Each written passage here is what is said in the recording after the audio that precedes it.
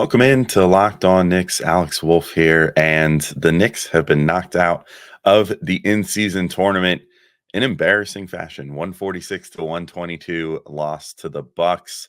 Quentin Grimes is airing his grievances to the media. Julius Randle had a really good scoring game for what that's worth. Let's just talk about this game once and never again. Next on Locked On Knicks.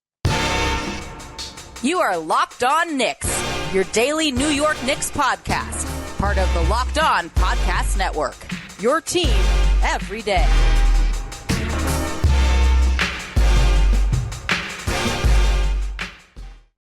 All right, welcome in to Locked On Knicks. Today's episode is brought to you by Gametime. Download the Gametime app, create an account, and use code LOCKEDONNBA for $20 off your first purchase.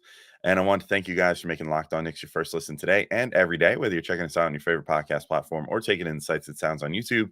We appreciate you making us part of your daily routine. And if you haven't already, make sure to hit that notification bell on YouTube or the auto download function on your favorite podcast app so you never miss an episode. I'm Alex Wolf. I'm editor-in-chief of Knicks site The Strickland, which you can find at thestrick.land. And your Knicks got their butts handed to them. 146 to 122 by the Milwaukee Bucks. I'm going to treat this podcast in effect like the Men in Black mind wiping machine. You know, the little pen thing that they use. Let's just, we'll do this podcast and then we can all just hit that button at the end and pretend this game never happened because it was not a lot of fun. Although, of course, the reward for the Knicks from getting into the in-season tournament knockout round and, winning the games that they did and hitting their point differential and blah, blah, blah is they got to face the Milwaukee Bucks again. And now as a penance, I guess, for losing to the Milwaukee Bucks in the in-season tournament, they now have to face the Celtics again, which means that they're facing both these teams 5 times this season, which just seems not totally great. Maybe it would be a better strategy to just not do well in the in-season tournament next year if that's the case, because that's a really tough schedule now for the Knicks. They will be facing the Celtics on Friday or Thursday or Friday. I don't know. We'll figure it out. But they'll be facing the Celtics again this week to cap off their in-season tournament, I guess. I don't know. And they have to go to Boston to do it. So that's not great. Anyway, this game, I think the Knicks kind of did their usual defensive strategy of just trying to funnel guys inside and daring guys to miss from the perimeter, which just doesn't work against a team that has this much shooting up and down the roster. Malik Beasley was like shimming his butt after making threes and stuff. Like they were having a good time. They were like, wow, we haven't had this many open looks probably in a long time.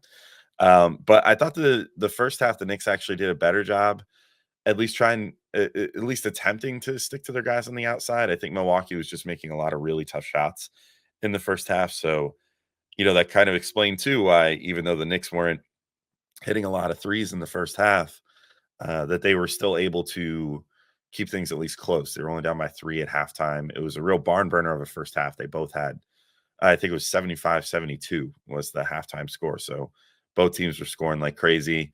Unfortunately, that pace dampened for the Knicks in the second half and kept up for the Bucks in the second half, which led to them scoring almost 150 points.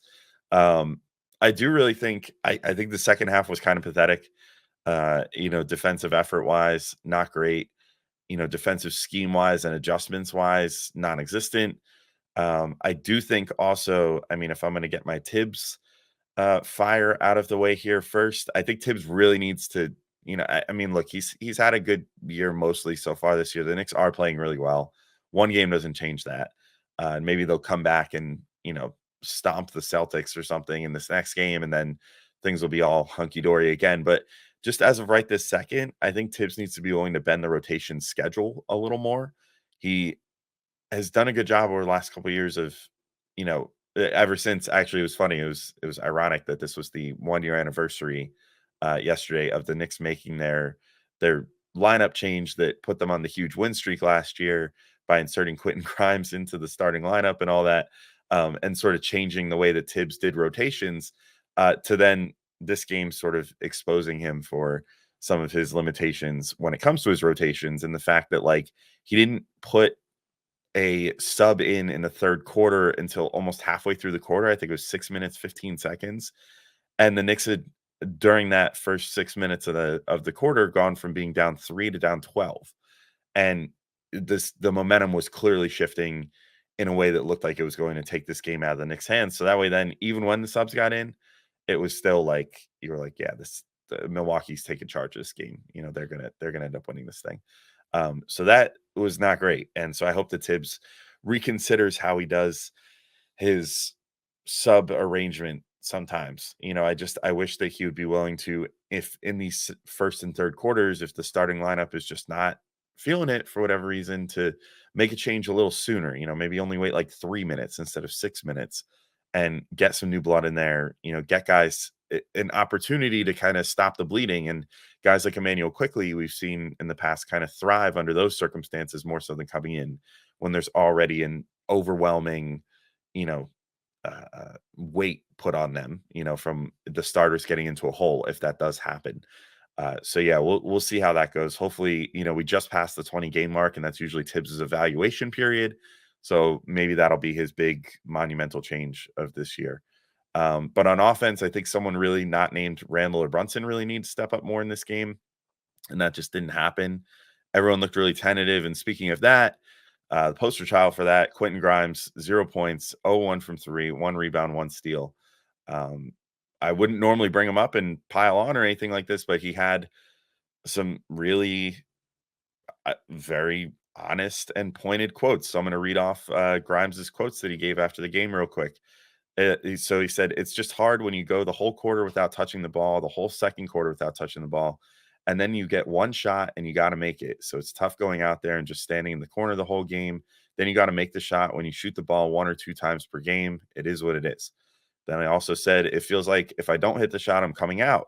So every shot I shoot probably weighs like 100 pounds if I don't make it. And our defense, it ain't cutting it. So I know I ain't going back in." And then he also said, "I just know last year RJ missed a lot of games. Jalen missed some games. So I had the ball in my hands a little bit more. I knew I wasn't coming out. I knew I was going to be in there and get more shots, play the whole first quarter, the whole third quarter. I knew I had opportunities to get the ball and get my shots up. Now it's just a matter if the ball comes my way, really." So that's not great. Ultimately, though, this isn't a new thing with Tibbs. We see this pretty much every year where there's at least one young player who is frustrated with their role, frustrated with their touches, frustrated with not feeling like they're part of something in this, Tibbs infrastructure. It's very star heavy. He runs a team that's very, very, interested in getting the ball to the star players and letting them cook, letting them ISO sometimes, but mostly getting them their shot attempts and, kind of going from there. And Grimes is playing in a starting lineup with 3 ball dominant guys. Yeah, it definitely seems like some games he is kind of just sitting there waiting on the sideline, waiting for the ball to come to him. I think the difference is, as he's been saying, like early in the season, it seemed like his contributions across the board were being a little more appreciated. And that he was guaranteed his 25 or so minutes per game. And now it seems like increasingly he's getting less and less minutes, and that he is sort of getting that Obi Toppin treatment of misses one shot and then is out for the rest of the game. So I can sympathize with him from that point of view. The other side of it, though, is like, if you're him, I'd say, even if you're not getting the offensive touches, don't let it affect you on the other end. And I think that his defense has fallen off a bit this year, which is not going to keep you on the floor if that's your role. And so I don't know. I think it's a double-edged sword, but I do think that things could be done to make him more comfortable. I mean, for example, I think Gavin and I mentioned this before the season, but there was a very specific and intentional sets designed 2 years ago, which obviously was not the year of Knicks basketball that you want to reference too much, but there was a lot of design plays made for Julius Randle and Evan Fournier to work together, just like there were design plays for Julius Randle and Reggie Bullock to work together back in 2020 to 21. And we haven't really seen that happen with Quentin Grimes. And maybe that's because now you have a Jalen Brunson who can take some of that playmaking responsibility away and, do point guard things. But I think it'd be beneficial, if you have Randall bring the ball down the floor every once in a while and have him run a 2-man action with Quentin Grimes, have him do something to get Grimes some open 3-point shots so he can find his confidence again.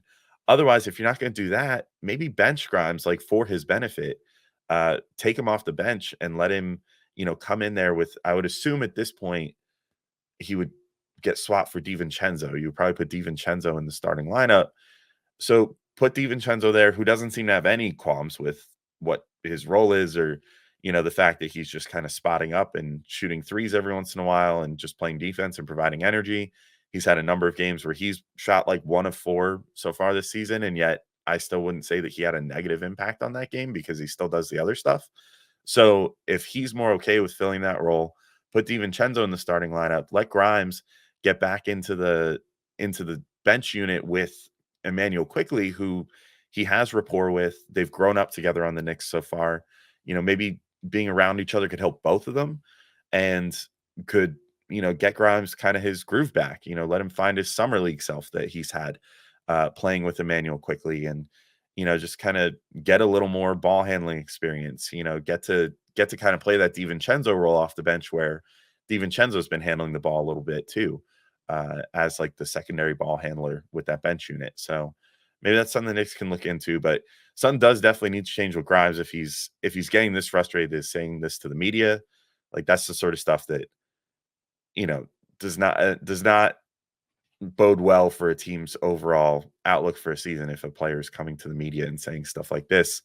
As they say, like loose lips sink ships, like it's just not something that you want to see coming out of your team, having guys using the media to air grievances when you would hope that that could be solved in the locker room. So I guess we'll see how that all goes. But I want to talk about Julius Randle, who had a really good game shooting the ball and scored a lot of points, obviously, which is awesome. And ended up with a over 40-point effort. And then also talk about Jalen Brunson and a number of the other guys on this team. But first, I got to remind you all that today's show is brought to you by eBay Motors. Our good friends over at eBay Motors have partnered with Josh Lloyd of Locked On Fantasy Basketball to give you guys the best fantasy players to go with every week. All season long, whether you're prepping for a daily draft or scouting the waiver wire every week, we are going to provide you guys players that are guaranteed to fit on your roster. So let's see who Josh has picked out this week for eBay's Guaranteed Fit Fantasy Picks of the Week. And looking at this list, I always have fun picking who I want to pick in this game, or in this this choice here. I get 5 choices. I'm going with a familiar name. I'm going with Obi Toppin. Josh says here he's shooting the lights out, and the Pacers have a great schedule this week. I mean, the Pacers are clearly enjoying the in-season tournament. So Obi Toppin is going to get to keep playing. He's going to get the Vegas bright lights now to get to play against the Bucks actually in this next game, and then potentially in a in-season tournament final. And we do know that Obi Toppin loves bright lights. He used to love MSG and getting off a big dunk there, but also shooting really well. So you can appreciate that for in 9-cat leagues if you need the 3-pointers made, if you need 3-point percentage or just field goal percentage in general, plus points. I think Obi Toppin is a good guy to add right now if you need some help this week, especially in some high leverage games in the rest of the in-season tournament. So Josh Lloyd from Locked On Fantasy Basketball is going to help you win your fantasy championship this year. And eBay Motors knows a championship team is about each player being a perfect fit.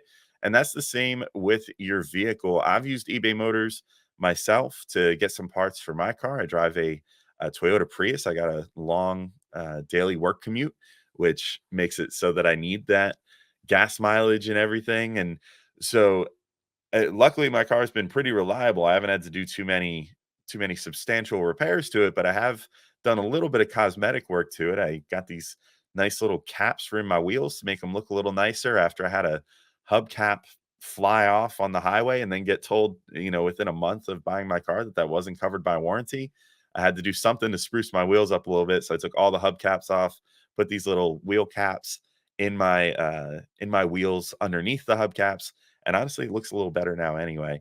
And I only was able to do that because of eBay's Guaranteed Fit, because they told me that, yay, these are for sure for your Toyota Prius's wheels. Cool. And they work for my car. And my car looks great now. And I got the peace of mind with that. So with over 122 million parts for your number one ride or die, you can make sure your ride stays running smoothly. Brake kits, LED headlights, roof racks, bumpers, whatever your baby needs, eBay Motors has it. And with eBay Guaranteed Fit, it's guaranteed to fit your ride the first time, every time, or your money back. Plus, at these prices, you're burning rubber, not cash. So keep your ride or die alive at ebaymotors.com. eBay Guaranteed Fit only available to U.S. customers. Eligible items only. Exclusions apply. All right, and I'm back in to keep talking through this game. The first segment was obviously the most interesting. So it's the first time a player has come out and railed against the team so far this year. The rest of this, I mean, there was some stuff to watch for, but obviously not. No, I'm not going to be talking about anyone's defensive performance as being good. So let me just make a blanket statement real quick and just say pretty much everyone's defense, especially in the second half, was pretty bad in this game. The Knicks got out schemed. They got outplayed, they got out hustled, they got out everything in the second half. First half was not half bad. I don't know why that wound up coming out that way. First half, not half bad. Second half had the other half bad, I guess. I don't know. Anyway, Julius Randle ended this game playing pretty well. He ended with a solid scoring line of 41 points and 6 rebounds, 5 assists. He shot a whopping 14 of 19 from the field, 2 of 2 from 3, 11 of 12 from the free throw line. So I mean, he had himself a game. And so I'll zero in on his first half first because I thought that was really good. I thought he had an amazing first half. His shot making was crazy. He was hitting from mid range a lot. I really like this thing that he started doing, to my eye, mostly over the last 2 games. He did it against the Raptors and then he did it against the Bucks here, where he's using his body to clear space for the middies, like the little 5 to 10 foot shots that were kind of a staple of his diet, a few years ago. But he used to do those more like face up and, like jab step, Carmelo Anthony style. Now he's just sort of like getting inside, and instead of going all the way to the hoop against these teams with really good shot blockers, which he struggles with because he's not a super above the rim player, he's just kind of clearing out space and then saying, you know what, I can throw a shoulder into this guy, create myself that 2-3 feet of space I need, and then just rise up and hit a midi from 5 to 10 feet away. And that's just as good as going in for a layup for me if I'm feeling that shot. So I like that. He did that against, the fact that he did it against Giannis in this game, got his shoulder into Giannis and made that work. I think that pretty much shows that he could do that against anyone in that case, because, if you could do that against Giannis, you're in good shape. But yeah, I do wish that he and others would have had a little quicker trigger from 3 in this game, because he did go 2 of 2 from 3, didn't really take advantage of his heater by getting up more 3-point attempts, which maybe could have deflated the Bucks a little at some key points. I'm mostly looking at the third quarter. If they could have, Randall came out and he was still shooting pretty well. I think he made his first 9 or 10 shots or something. So he did cool off a little bit in the second half, but still shot a good percentage and everything. And I would have looked to take advantage of that and shoot more threes, maybe try to deflate the Bucks a little bit, get them feeling like they were up against the ropes a little bit, rather than the Bucks just kind of came out and punched the Knicks in the mouth. The Knicks had no answer for it in the second half.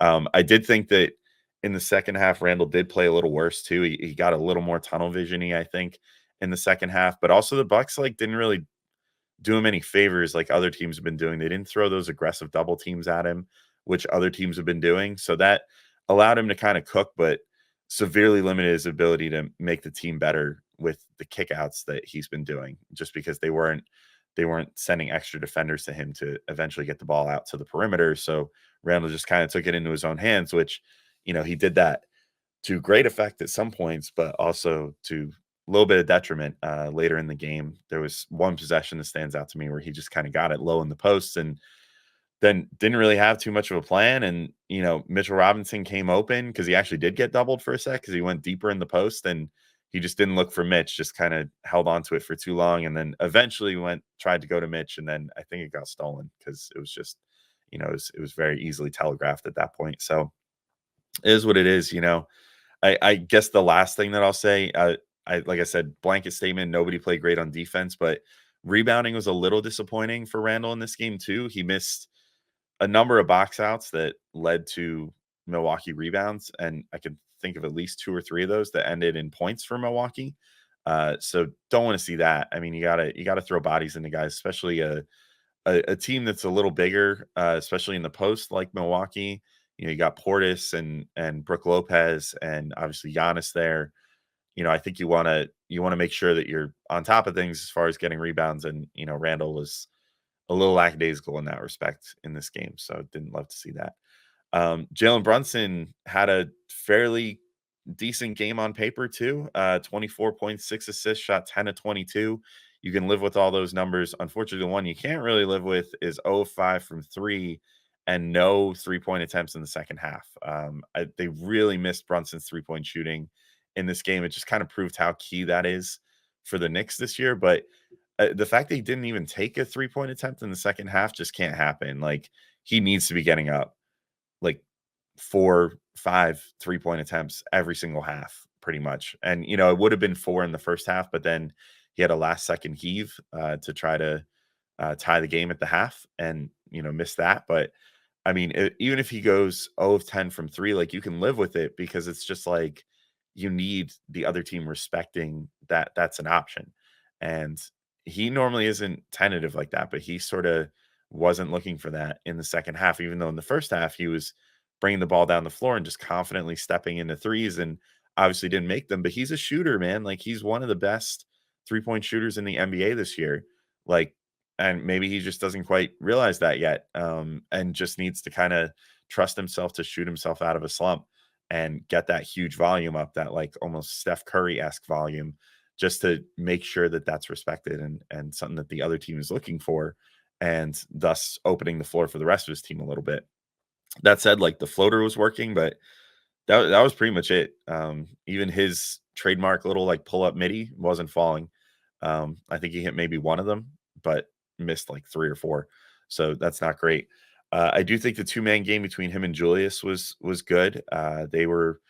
Julius was on the receiving end of most of Brunson's assists, and Brunson would have been on the receiving end of some Julius assists, I think, if the 3-point shooting had worked out a little better. But yeah, I mean, I didn't think it was a bad game for Brunson. I just think that he needs to get more comfortable with the idea of shooting more threes, even if he's not shooting well for the entire game. I'd be remiss if I didn't bring up that he had a great Pablo Prigioni-esque inbound pass steal and layup right towards the end of the first half that I don't think any camera actually got, because they never showed a replay of it. It was just like the Knicks got, I think it was a 3 off of an offensive rebound for DiVincenzo, I want to say, which was a huge moment. And then, you're like, okay, now D up against Milwaukee on the other end real quick, get one more possession. And then all of a sudden it was like, camera just whips back and it's like, oh, Brunson. It's like, oh, it's in the basket already. Well, we have no footage of that, so is what it is. But great Pablo Prigioni homage by Jalen Brunson there. I want to come back in and talk about RJ Barrett, Emmanuel Quickley, Mitchell Robinson. Unfortunately, not the most positive part of the show coming up here. So, but it's constructive criticism. That's just how it goes. But first, I do have to remind you all that today's show is brought to you by Gametime. And I don't know what your guys' experiences are when you're looking for tickets, but I often like to buy last minute tickets. It'll just be a spur of the moment thing. I work kind of close to the city, so maybe it'll be like, oh, I want to go to a Knicks game tonight, and it'll be like, oh, I want to go look for tickets, and then I go to look, and then it's like, oh, so expensive, like right next to the game. Obviously it's a little last minute, so I guess maybe I should have thought more ahead, but I still want my ticket buying experience to be better. And on some other ticket buying apps, I don't find that experience is super easy.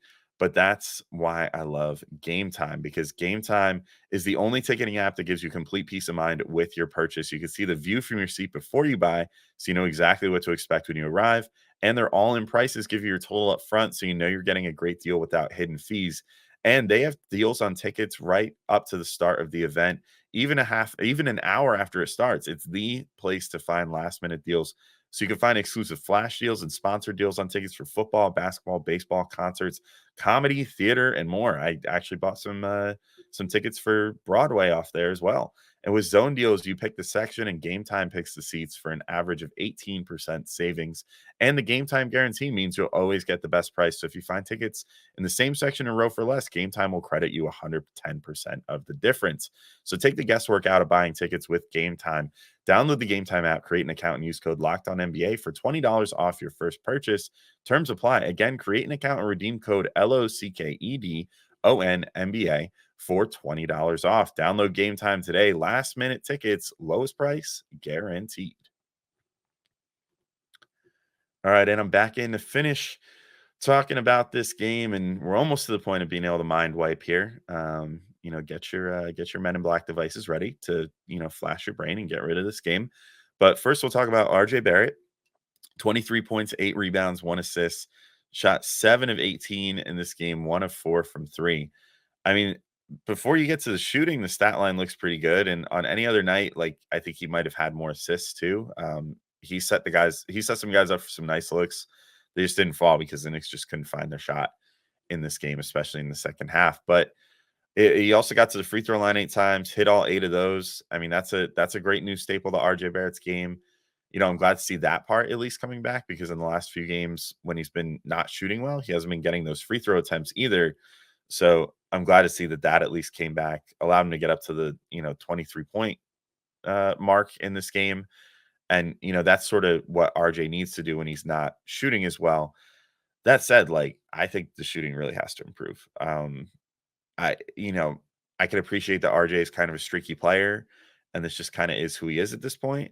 I think I even came out a couple days ago and said, hey, you can live with it if you get some other good stuff from him. But if you hit a certain point where he's in this big of a slump, and you have, say, a guy like Quentin Grimes who's sitting there saying, well, I'm kind of slumping too, but it's for lack of opportunity and lack of confidence. Maybe at a certain point, the game plan should start being, okay, well, we got to get the ball out of RJ's hands a little bit more. Maybe instead of 18 shots, we have him take 12 in this game, and be cognizant of that, and don't necessarily put him on a shot counter, and be like, hey, you can only take 12 shots, but be like, why don't you shoot for 12 shots? And if you're really hitting, then obviously take more. But otherwise, let's try to get some other guys involved. Let's try to get the ball into Grimes' hands or Quickly's hands or someone who's struggling a little bit. But yeah, I just think that, he's shooting in the 30s pretty much every game. This game was 37%. So that's actually a high watermark for him recently. But if you're going to be shooting in the 30%, that's not something you could do and have someone taking 18 shots a game, because that's going to waste possessions in this game. I mean, they certainly needed every possession. They need to play defense better too. But they, on offense, even if they had managed to get a few more stops on the Bucks and kept them to 125 or something in this game, the Knicks still were going to lose this game, and that's because, you can't have guys out there that are taking so many shots and not making them. That said, I mean, I guess that's a good transition to Emmanuel Quickly, who's also dealing with his own struggles. And it's really annoying, that the Knicks just find themselves in these situations all the time where the whole team, particularly the whole young core, just seems to operate in peaks and valleys with one another all the time, and nobody seems to be able to shoot all at once, and then everybody seems to be able to shoot all at once. It's bizarre. But Emmanuel quickly ends with 7 points, 3 assists, 1 of 7 shooting, and 1 of 4 from 3. And I don't know, he's not given the front page quotes after this game like Quentin Grimes did, but it really seems like we're dealing with the same old story with Quick this year too, where he's just kind of given a short leash and it's affecting his play. I don't know. You could just see there's certain times where you can see Quickly shooting confidently, and then you can see him shooting tentatively. And lately it's just been all tentative. He takes that extra beat to think about it. As Clyde might say, he's thinking before he's shooting, instead of just shooting in rhythm. And that's just never going to work. And so I don't know what you need to do to get him back to where he's at, or where he needs to be, I should say. Maybe it is moving Grimes to the bench again, having Grimes go in there and have a guy that he's more comfortable with. Quickly also gets a guy that he's more comfortable with too. Maybe they sort of unlock each other a little bit, can kind of play a little 2-man game in the second unit and see if that can unlock things for them. But I don't know. I am seeing a little bit of a bad tendency too with Quickly, where I feel like he's leaning a little too hard into trying to draw fouls on his floater attempts and giving the refs the looks oh, why am I not getting this call and whatever. I just think it works better for Quickly. We saw it in the beginning of the season and preseason and everything where like it works better if he just tries to finish strong, and get all the way to the hoop and find some contact, like find some real contact. Don't try to generate like the cheap contact of like, which has been, that cheap contact was a key for Quickly early on in his career with, getting guys on his hip and then just kind of trying to draw the foul on that floater. But now that he's like bigger, stronger, more adept at finishing around the rim, at getting to the rim, I don't know why he's not trying to do that more. It seems like he's kind of falling into old habits again. So I hope that he remedies that sometime soon too. I guess I'll lastly talk about Mitchell Robinson. Really modest stat line for him, all things considered: 2 points, 4 boards, 3 assists, 2 steals, 1 block. I mean, a full stat sheet, I guess, but not full of big numbers. I do think Brook Lopez is just always a really tough matchup for Mitch, and this game was no different. And unfortunately, the Knicks just need to find a better way to scheme against these teams that have the shooting bigs, because if they hope to get anywhere in the playoffs this year, you're going to run into a team that has one of those bigs at some point. There's the Pacers have Miles Turner, who is traditionally really messed with the Knicks. Obviously, the Bucks have Brook Lopez, and then the Celtics have Kristaps Porzingis now. So there's going to be those tough shooting big match. Oh, and Joel Embiid. Let's say nothing of him too. That it's all tough matchups for Mitch at the top of the conference. So while he might be able to, have some fun against like the Mark Williamses of the world that play similar to him, or even the Jared Allens of the world that play a similar style of ball to him and keep it mostly around the hoop and everything, you need to find some solution for Mitch, or otherwise, when you're facing these teams that have those sweet shooting big men that can draw him out to the perimeter and, take him away from where he's most effective, where he can get rebounds, get blocks, protect the rim, all that stuff. Also, I thought that on top of just Brook, I thought he had a little tougher time with Giannis than usual. Like usually we see Mitch matched up with Giannis a number of times, in any given game. And I think that it's, normally he just has a little better of a showing against Giannis. I don't know. Whatever. Giannis is a 2-time MVP. He's going to have great games against any defender in the NBA at any given point. But just, it was just kind of underscores it was a tough night for Mitch overall. Although I will give him props. He at least didn't get into crazy foul trouble or anything. So that's good. He only had, I think 2 fouls for the entire game. So maybe in this game, it would have been better to get like 1 more foul and just kind of send a little message around the rim or something. But I don't know. At any rate, tough game. Let's get those memory wipers ready. And I'll talk to you all soon. We got another game coming up by the end of the week. And we'll find some other things to talk about other than this game, hopefully. Although I get the feeling maybe Gavin and I will have a show about what to do with the lineup or build a new rotation or something soon, just because that seems like we're kind of reaching that point, especially at the 20 game mark, where this is where Tibbs usually takes those things into consideration. But at any rate, thanks for listening, and I'll talk to you all soon. Peace out, everybody.